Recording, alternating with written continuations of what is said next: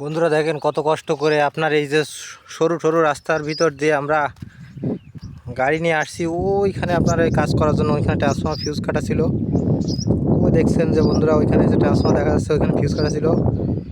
অনেক কষ্টের মধ্যে দিয়ে আমরা এখানে আসছি। মোটরসাইকেল নিয়ে আসা যায় না, খুব কষ্ট হয়।